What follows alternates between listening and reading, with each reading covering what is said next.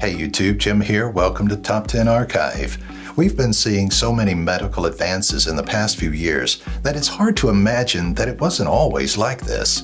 There was a time when your barber was also your dentist, who probably pulled your tooth in his pawn shop on his farm. Though we think of technological advances as a daily occurrence today, in the past things moved much slower. Today we're looking at the top 10 terrifying, historic medical instruments that will make you grateful you live in the 21st century. This one gets a little gruesome, so be warned. Number 10. Tobacco Smoke Enema Kit, 18th century. Have you ever heard the expression, "Don't blow smoke up my..." You know what? Well, guess what? I think I found out exactly where that expression comes from, because this tool is designed to do exactly that. Hysterically, it looks exactly like a bellow you'd use to blow air into a fire. But let's get past that. Apparently, the indigenous peoples of North America were the first to blow smoke up each other and their own butts. For exactly how long, we're not sure. What we do know is that in the 1700s, Europeans saw how much fun the indigenous people were having blowing smoke up their butts. So they started blowing smoke up their butts too. Then, figuratively, the Europeans blew smoke up the indigenous people's butts. But that's a topic for a different day. This was normal behavior up until 1811, when Benjamin Brodie demonstrated, by the way this article is going, we're guessing by blowing smoke up animals' butts and then dissecting them, that nicotine, in a nutshell, should not be blown up yours or anyone else's butts. Number 9. Iron Lung, 20th century. Since the polio vaccine has been in the news recently, you might have seen one of these machines before.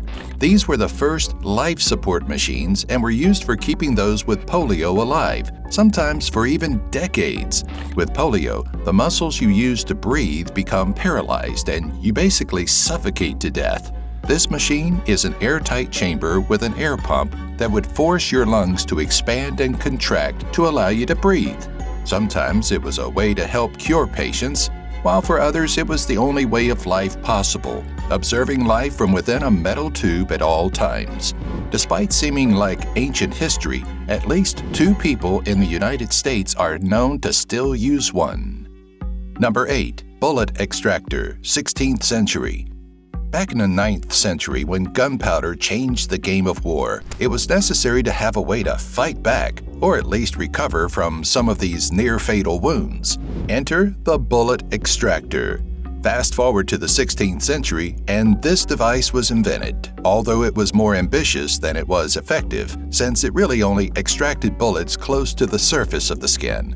It wasn't an on-the-field kind of device, but rather something used by surgeons to get into a bullet wound, pierce the bullet with a screw, and then pull it out. To add, it had a little decorative handle, because you can't be a medic without some pizzazz. Number 7. Hippocratic Bench, 5th century BC. A dislocated joint is probably one of the least dangerous but most uncomfortable injuries people can experience. It always comes as a shock, and as an added bonus, you have to think about setting it back into place, and that's generally painful. The fix for this type of injury has been invented and adjusted since the 5th century BC, when Hippocrates developed the oldest known method. The patient would lie on a bench at an adjustable angle, and ropes would be tied around their arms, legs, and feet, depending on the treatment needed. Controlled by winches, the ropes would be pulled apart, correcting any curvature in the spine or separating an overlapping fracture. As history goes, this invention did both good and bad, having paved the way for both modern orthopedics and the torture device known as the rack. Number 6. Artificial Leech, 19th century. There was a time when bad blood wasn't just a Taylor Swift album or a term for having beef with someone. It was actually what you called having some sort of unexplained illness. So to clean people of their bad blood, through an act known as bloodletting, doctors progressed from stabbing their patients to using live leeches to using artificial ones instead. Enter the year 1840. This blood-pumping device consisted of rotating blades that would cut wounds into a patient's skin and a cylinder would produce a vacuum effect to suck out the infection. I think I would actually prefer real leeches. Number 5. Trephine, 17th century. One of the scariest on this list is the Trephine, a 17th century device invented to cut into your head if you for any reason were having issues. Even a headache could lead you to this uncomfortable procedure during which a doctor would cut a hole into your skull to expose the brain's outer layer. It was basically a manual drill, which you turned to open a hole deeper and deeper into your head. Though very brutal sounding, a similar device is still used today for certain procedures, the key difference being that today you're probably under anesthesia. I'm sure that probably helps with the pain a little. Number 4. Hemorrhoid Forceps, 19th century. Ow, ow, ow, ow, ow. It's getting real uncomfortable real fast when you pull out the hemorrhoid forceps, no matter if you're packing a hemorrhoid or not. Since Preparation H and a nice fuzzy donut pillow weren't invented yet, people didn't really have much of a choice for discomfort. Enter the hemorrhoid forceps. First, a patient would bend over, then with the hemorrhoid forceps tightly grasp and restrict blood supply to the hemorrhoid until the tissue died and fell off. If the hemorrhoid was on the inside, doctors would use a hook to pull it out and then cauterize or snip it off. Aren't you glad we have a cream now that can make them go away rather painlessly in a few days? Number 3. The Stricture Divulsor, 19th century. The Stricture Divulsor was used inside men's urethras when they became too narrow to urinate properly. It would go in through the tip of the penis to the problematic part of the urethra. Once it was placed, the screw on the handle was turned to separate the blades and dilate the urethra. They much preferred erring on the side of dilating too much than too little, and would often push to the point of ripping. Seeing blood after was considered a good sign.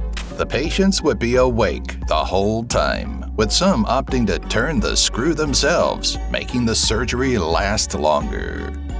Number 2. Dental key, 18th century. Dental procedures always seem to be some of the most medieval in their practices and tools. Back when cavities and gum diseases were a mystery to doctors, people would seek help from people as inexperienced in medicine as barbers to relieve the pain caused by sugary foods. Teeth operations were some of the most painful procedures, especially using these dental keys, which would clamp the problematic tooth. The key was then rotated and the tooth levered out of the roots. Since this was all done without any anesthetic, many would prefer extended tooth pain over surgery. Number 1. Amputation saw, 19th century. Thankfully, the original chainsaw, invented in the 1830s by Scottish doctors John Aitken and James Jeffrey, is far from what you'd pick up at Home Depot to cut your your own trees down with. The chainsaw was originally used for symphysiotomies, an outdated surgical procedure where cartilage of the pubic symphysis is divided to widen the pelvis in order to deliver a newborn more safely. It was common practice up until the 1930s when cesarean sections drastically became more safe. By the 1950s, it was considered taboo, but was still carried out knowingly and unknowingly until as late as the 1980s. Thanks for watching. You are brave indeed. Before you go, be sure to clamp down on the subscribe button and notifications bell to bypass any chance of missing future videos. Leave a comment about which of these medical devices and procedures you'd least like to endure, and be sure to give this video a like. I wonder if blowing smoke up your butt gives you puffy cheeks. All I know is that I don't want to be behind that person when the smoke clears. You know what I mean? Just saying.